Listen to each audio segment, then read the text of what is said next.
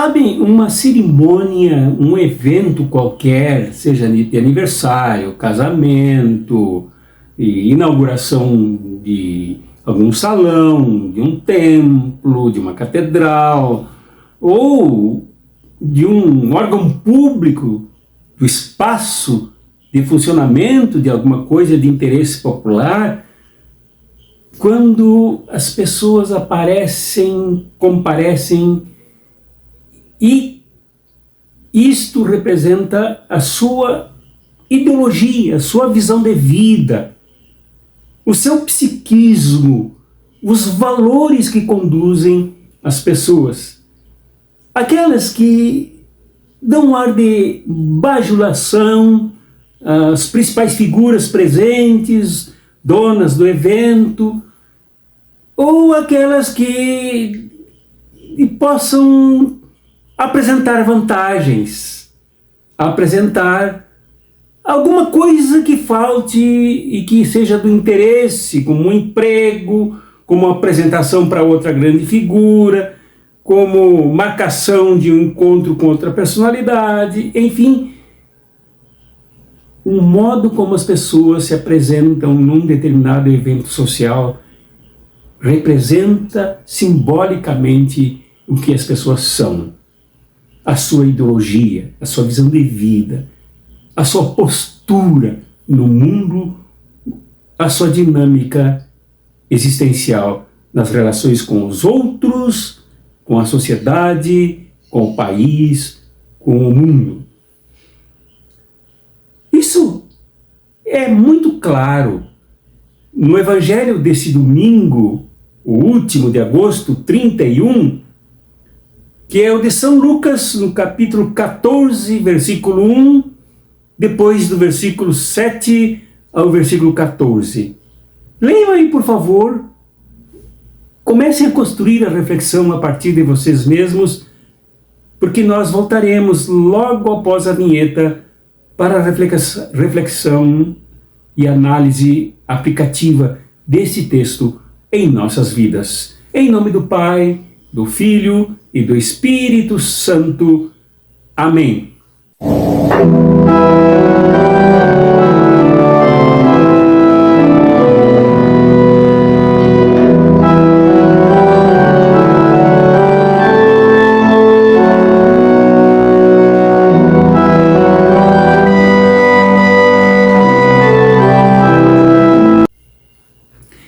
Pois bem, vocês viram aí que era um determinado sábado, nesta marcha, nesta caminhada que Jesus fazia do interior da Palestina até o confronto final em Jerusalém, quando ele recebe o convite de uma figura importante, de um líder dos fariseus, um chefe desta organização composta por estudiosos dos textos sagrados, os teólogos da Academia de Jerusalém, e também por alguns sacerdotes, incluindo algumas pessoas mais simples, mas todas com esses objetivos.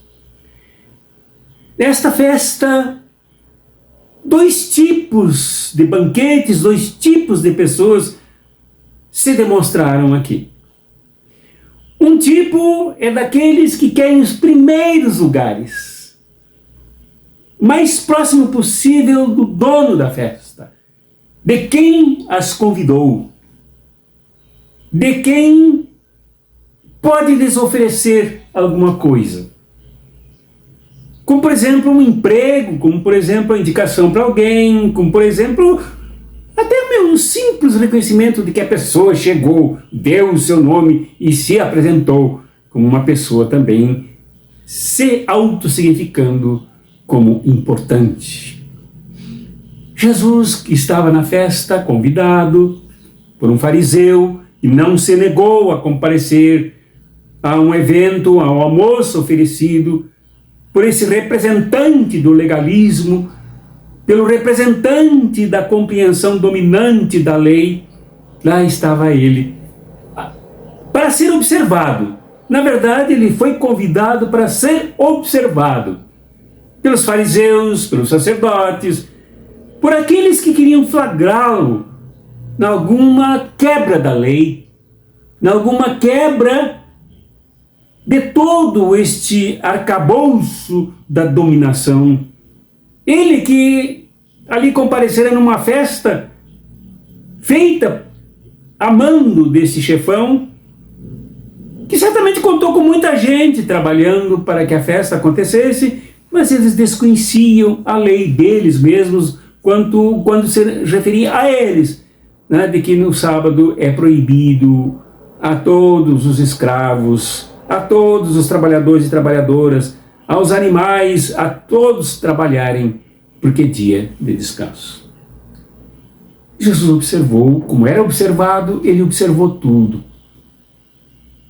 Aproveitou o contexto, ele que era mestre, ele que era um ensinador por excelência, um educador, um professor, ainda mais incentivado pela redação de São Lucas.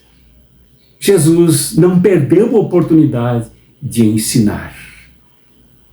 E ele ensinou duas coisas fundamentais. A primeira, dando um conselho para o fariseu, chefe desse grupo e do evento, que quando convidassem as pessoas, não convidassem os seus parentes, os seus vizinhos, os ricos, porque esses sentiriam na obrigação também de recompensá-lo pelo convite, convidando-o também para ir a alguma festa organizada por eles, nem que fosse só fingimento, ainda que fosse etiqueta social, retribuição superficial, sem conteúdo, mas sentiria na obrigação de retribuir. Jesus disse: convida os pobres, os coxos, os doentes e os cegos. Convida estes, porque eles não têm como te retribuir. Tu não deves esperar nada deles. Não haverá disputa. Ora, o que é que temos aí? Temos aí dois modelos de banquetes. Um é o banquete dos crápulas. Ora, crápula não é palavrão. Crápula não é ofensa. É uma definição de caráter. Caráter racionalista, que pode ser interesseiro, o caráter daqueles que utilizam as relações sociais para tirar proveito, para tirar vantagens, para incentivar a divisão, incentivar a concorrência, incentivar a disputa, dividir a sociedade. Esses são os crápulas. Então, há o banquete dos crápulas.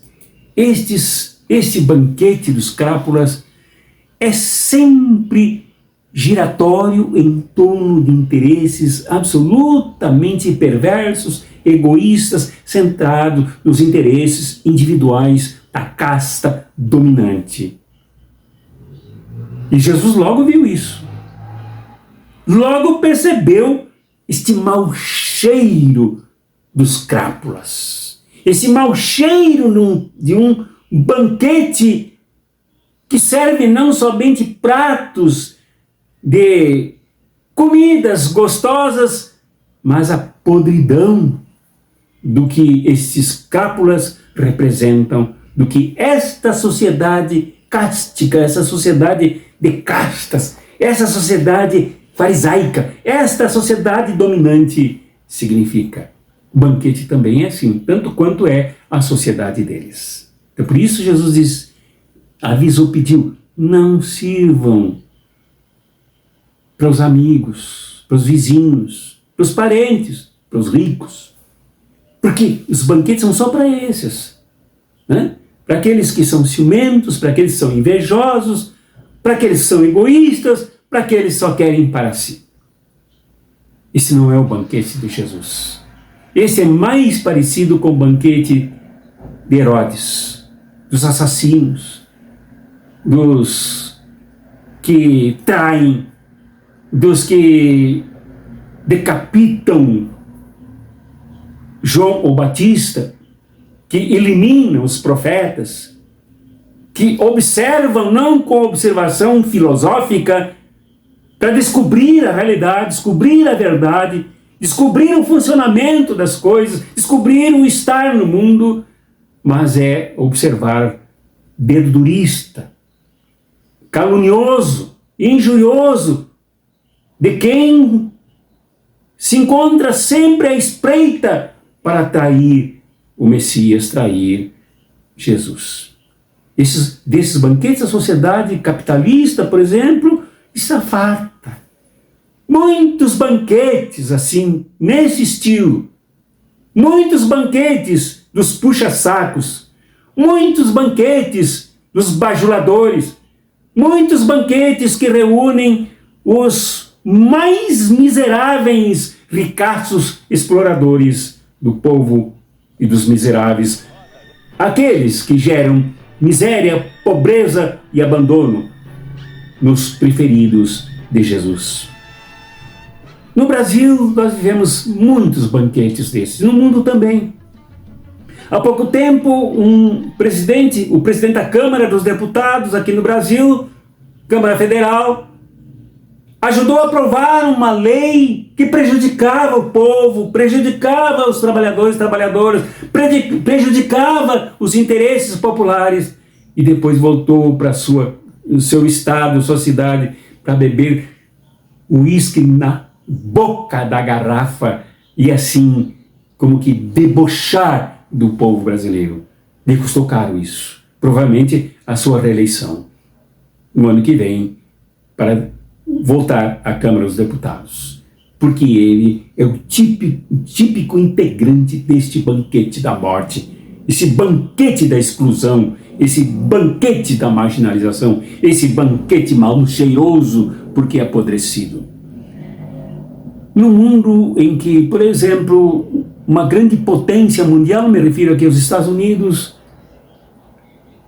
encosta os seus navios nucleares às margens e nos portos, ou até muito próximos das cidades, das capitais, dos países latino-americanos, como pressão, como ameaça, representando a guerra poderosa dos ricaços que fazem seus banquetes de morte para indicar quem deve ser morto, indicar quem deve ser eliminado, indicar quem deve ser roubado.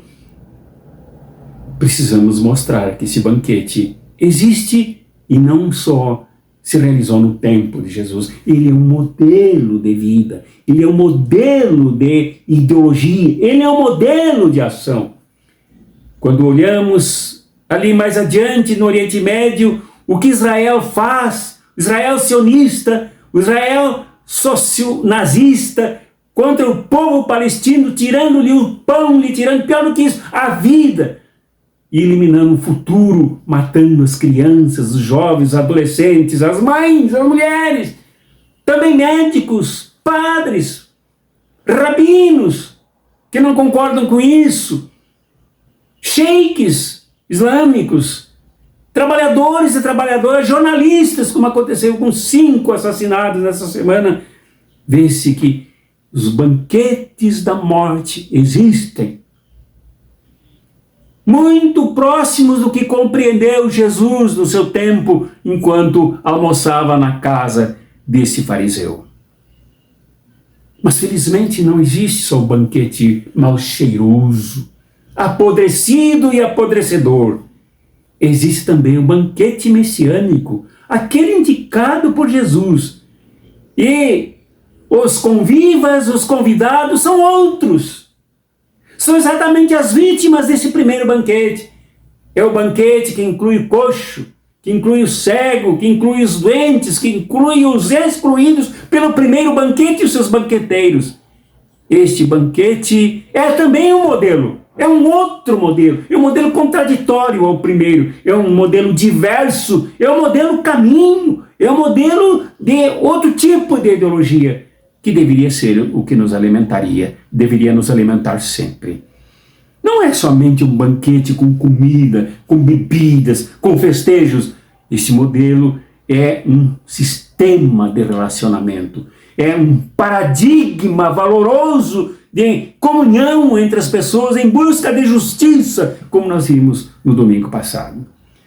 Este modelo deveria ser o frequentado, o que se torna paradigma, o que se torna orientação, o que se torna força determinante do caráter, força determinante das relações, força determinante da compaixão, força determinante para a luta de cristãos e cristãs, isto é, de discípulos e discípulas fiéis de Jesus. Este deveria ser, como modelo, este banquete para orientar e construir novas relações.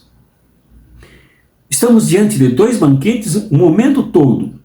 Infelizmente, a partir do século II, como eu venho indicando aqui nas reflexões, o segundo da nossa era, o banquete este condenado por Jesus, o banquete dos farsantes, dos calhordas, dos crápulas, dos fariseus, dos Herodes, dos assassinos.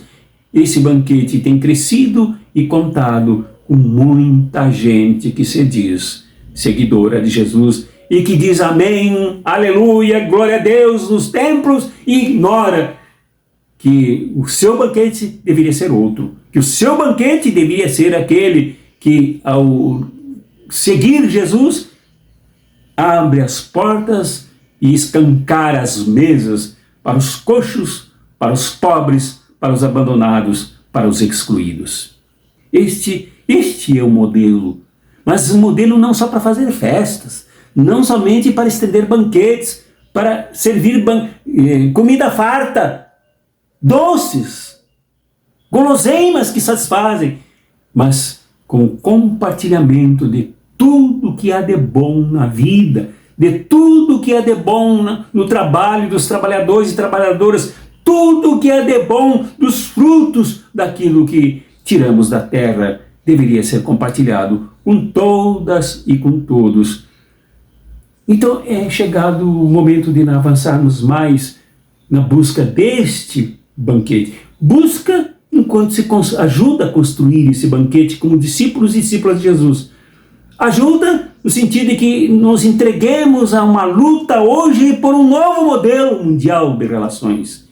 Um novo modelo nacional brasileiro de relações que não permita mais espaço para os fariseus, para os que observam a tragédia dos que são prejudicados pelo primeiro banquete, mas um banquete que seja um novo tipo de relacionamento profundamente compassivo, amoroso, generoso, fraterno, nos fazendo irmãos e irmãs de fato e de verdade, e não inimigos competitivos que a todo momento passam trancas no irmão e na irmã para que caiam e ao se espatifarem sobre o solo, deixem os seus mínimos bens para os frequentadores do primeiro banquete.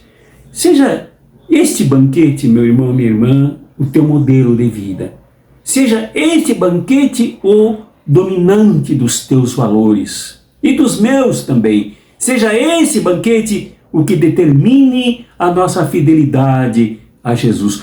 Custe o que custar, mesmo que isso implique na cruz, como Jesus sabia que seria o caso dele. E quando Lucas escreveu, isso já tinha acontecido. E Jesus não fugiu da cruz, não fugiu da sua missão messiânica de criar esse banquete absolutamente fraterno. Deus, pois, te abençoe, meu irmão, minha irmã. Deus, pois, te traga para esse banquete, mas leve esse banquete para dentro de ti e ele faça parte do teu ser, orientando, determinando, apontando como tu deves viver como discípulo e discípula de Jesus. Em nome do Pai, do Filho e do Espírito Santo. Amém.